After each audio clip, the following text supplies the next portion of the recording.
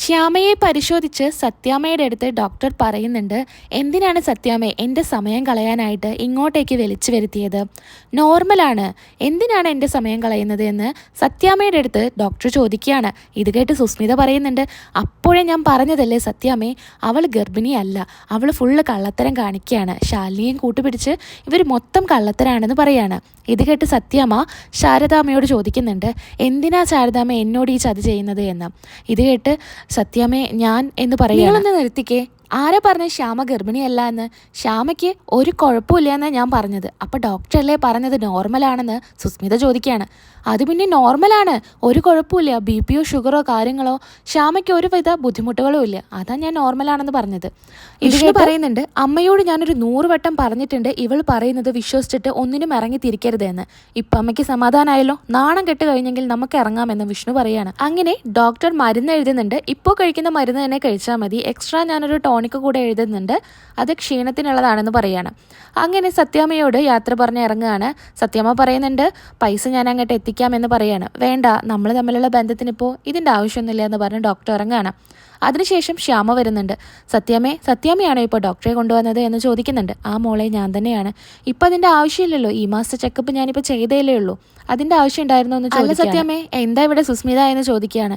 അത് പിന്നെ സുസ്മിതയാണ് എൻ്റെ അടുത്ത് പറഞ്ഞത് നീ ഗർഭിണിയല്ലെന്നും, ഓക്കെ, അപ്പോൾ അത് കാരണം ഞാനൊന്ന് ചെക്കപ്പ് ചെയ്യാൻ വേണ്ടി വന്നതാണെന്ന് പറയണം. അപ്പോൾ ശാരദാമ്മയും ചോദിക്കുന്നത്, പറഞ്ഞത് വിശ്വസിച്ചിട്ടാണോ സത്യാമ്മ ഇപ്പോൾ ഇങ്ങോട്ടേക്ക് വന്നതെന്ന് ചോദിക്കുകയാണ്. അപ്പോൾ ഇത് കേട്ട് സത്യാമ്മയ്ക്ക് ആകെ വിഷമം തോന്നുകയാണ്. അങ്ങനെ എല്ലാവരോടും മാപ്പ് പറയുന്നു. സുസ്മിത പറയുന്നുണ്ട് ഇതെല്ലാം കേട്ട്, ഇതിൻ്റെ എല്ലാം പുറകിൽ ശാലിനി തന്നെയാണെന്ന് പറയാണ്. ഈ സമയത്ത് പുറത്തു നിന്ന് ശാലിനി കയറി വരികയാണ്. ഒന്നും അറിയാത്ത രീതിയിലാണ് കയറി വരുന്നത്. അപ്പോൾ സത്യാമ്മ ചോദിക്കുന്നുണ്ട്, ഇപ്പം നീ എന്താ പറയുന്നത്, ശാലിനി അല്ലേ കയറി വരുന്നത് എന്ന് പറയാണ്. അപ്പോൾ സുസ്മിതയ്ക്ക് ഒന്നും പറയാനില്ല. വീണ്ടും പറയുന്നുണ്ട് ശാലിനി തന്നെയാണെന്ന് പറയുമ്പോൾ വിഷ്ണുവിന് ദേഷ്യം വരികയാണ്. അങ്ങനെ വിഷ്ണു സുസ്മിതയ്ക്ക് ഒരു അടി കൊടുക്കുകയാണ്. അതിനുശേഷം സത്യാമ്മയായിട്ട് പരാതിയായിട്ട് ചെല്ലുകയാണ് സുസ്മിത. സത്യാമ്മയെ വിഷ്ണുവായിട്ട് എന്നെ തല്ലിയത് കണ്ടില്ലേ എന്ന് പറയുന്നുണ്ട്. അപ്പോൾ സത്യാമ്മയുടെ അടുത്തൊന്നും ഒരടി കിട്ടുകയാണ്. ഇനി മേലാൽ എൻ്റെ കൺമുമ്പിൽ കണ്ടുപോകരുതെന്ന് പറഞ്ഞ് സത്യാമ്മ സുസ്മിതയെ അവിടുന്ന് പുറത്തു പോകാൻ പറയാണ്. ഇത് കേട്ട് നമ്മുടെ ശാരദാമ്മയും പറയുന്നത് കിടക്ക് എൻ്റെ വീടിൻ്റെ പുറത്ത് എന്ന് പറയാണ്. ശ്യാമ പറയുന്നുണ്ട്, അമ്മയെ ഞാൻ ചൂല എടുക്കണോ എന്ന് ചോദിക്കുമ്പോൾ വേണ്ട, ഞാൻ പുറത്ത് പോയിക്കോളാം എന്ന് പറഞ്ഞ് സുസ്മിത പുറത്തോട്ട് പോവാണ്. ഈ സമയത്ത് ശാലിനിയെ എങ്ങനെ നോക്കുന്നത്, സുസ്മിത അവിടെ നിന്ന് പോവാണ്. അതിനുശേഷം ശാലിനി ഉള്ളിലോട്ട് വരുന്നുണ്ട്. എന്നിട്ട് ചോദിക്കുന്നുണ്ട്, എന്താ ഇവിടെ പ്രശ്നം, എന്താ നടക്കുന്നത് എന്ന് ചോദിക്കുകയാണ്. ഇത് കേട്ട് വിഷ്ണു പറയുന്നുണ്ട്, ശാലിനി അത് പിന്നെ എന്ന് പറയുമ്പോഴേക്ക് ശാരദാമ്മ പറയുന്നുണ്ട്, വിഷ്ണു നീ മിണ്ടരുത്, നീ വാ എൻ്റെ കൂടെ നമുക്ക് പോവാമെന്ന് പറഞ്ഞ് അവിടെ നിന്ന് പോവാണ്. അങ്ങനെ വിഷ്ണുവിനെ ശാലിനിയായിട്ട് സംസാരിക്കാൻ സത്യാമ്മ സമ്മതിക്കുന്നില്ല. അങ്ങനെ ശ്യാമയോടൊക്കെ യാത്ര പറഞ്ഞ് സത്യാമ്മ അവിടെ നിന്ന് വിഷ്ണുവിനെ വിളിച്ച് ഇറങ്ങി പോവാണ്.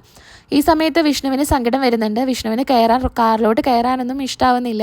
ശാലിനി എങ്ങനെ നോക്കുന്നുണ്ട്. അപ്പോൾ എല്ലാവരും പുറത്തോട്ട് വരികയാണ്. അങ്ങനെ ശാലിനിയെ എങ്ങനെ നോക്കി കുറച്ച് നേരം നിന്നതിന് ശേഷം വിഷ്ണു സത്യാമ്മയുടെ കൂടെ കാറിൽ പോവാണ്. അതിനുശേഷം ശാരദാമ്മയും ശ്യാമയും ശാലിനിയും സംസാരിക്കുകയാണ്. ശാരദാമ്മ പറയുന്നുണ്ട്, എങ്ങനെയാണിപ്പോൾ ഗർഭിണിയാണെന്ന് ഡോക്ടർ പറഞ്ഞതെന്ന് ചോദിക്കുകയാണ്. അപ്പോൾ പറയുന്നുണ്ട്, അത് പിന്നെ ഗർഭിണിയായ ആളെ തന്നെയാണ് പരിശോധിച്ചതെന്ന് പറയണം. അങ്ങനെ ശാലിനി നടന്ന കാര്യങ്ങളൊക്കെ പറയാണ്.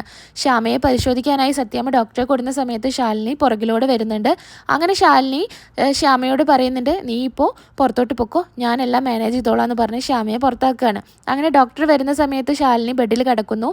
അങ്ങനെ ഒന്നും അറിയാത്ത പോലെ ശാലിനിയെ പരിശോധിക്കുകയും കുഴപ്പമൊന്നുമില്ല എന്ന് പറയുകയൊക്കെ ചെയ്യുന്നുണ്ട്.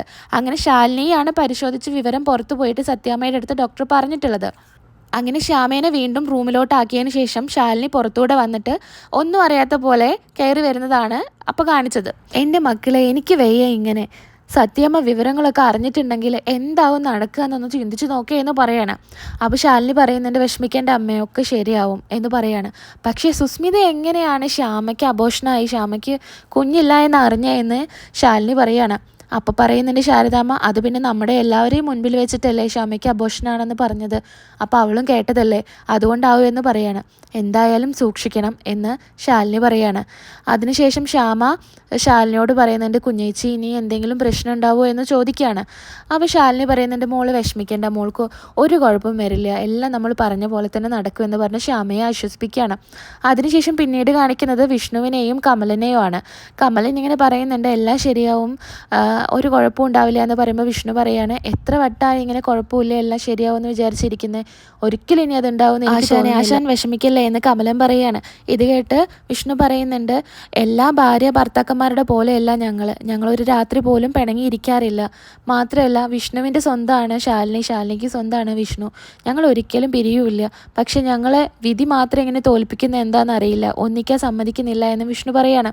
ഇത് കേട്ട് കമലം പറയുന്നുണ്ട്, ആശാൻ വിഷമിക്കേണ്ട, എല്ലാം ശരിയാവും. ആശാനൊന്ന് ആലോചിച്ച് നോക്ക്, ആശാനും ഏടത്തിയമ്മയും അതുപോലെ കുഞ്ഞുമായി കളക്ടർ വണ്ടിയിൽ ഇവിടെ വന്ന് ഇറങ്ങുമ്പോൾ എല്ലാം ശരിയാവും എന്ന് പറഞ്ഞ് ആശ്വസിപ്പിക്കുകയാണ്. അതിനുശേഷം പിന്നീട് കാണിക്കുന്നത് ശാലിനിയും ശാരദാമ്മയും ശ്യാമയും കൂടെ പ്രാർത്ഥിക്കുകയാണ്.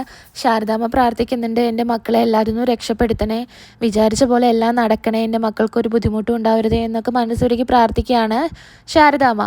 എന്നാൽ ഈ സമയത്ത് അങ്ങോട്ടേക്ക് ശാരിക ഓടി വരുന്നത് എന്ത് പറയാനാണെന്ന് അറിയില്ല. അവിടെ വെച്ച് എപ്പിസോഡ് അവസാനിക്കുകയാണ്. അങ്ങനെ ഓടി വരുന്നുണ്ട്, പെട്ടെന്ന് തന്നെ അമ്മയെ എന്ന് വിളിക്കുന്നുണ്ട്. അപ്പോൾ പെട്ടെന്ന് ഞെട്ടി ശാലിനിയും ശ്യാമയും ശാരദാമ്മയും ഒക്കെ തിരിഞ്ഞു നോക്കുന്നതാണ് കാണിക്കുന്നത്. എപ്പിസോഡ് ഇത്രയേ ഉള്ളൂ. നമ്മുടെ റിവ്യൂ നിങ്ങൾക്ക് ഇഷ്ടപ്പെടുന്നുണ്ടെങ്കിൽ ദയവ് ചെയ്ത് എല്ലാവരും സബ്സ്ക്രൈബ് ചെയ്യാനും ലൈക്ക് ചെയ്യാനും ഷെയർ ചെയ്യാനും കമൻറ്റ് ചെയ്യാനും മറക്കരുത്. അടുത്ത വീഡിയോയിൽ വീണ്ടും കാണാം.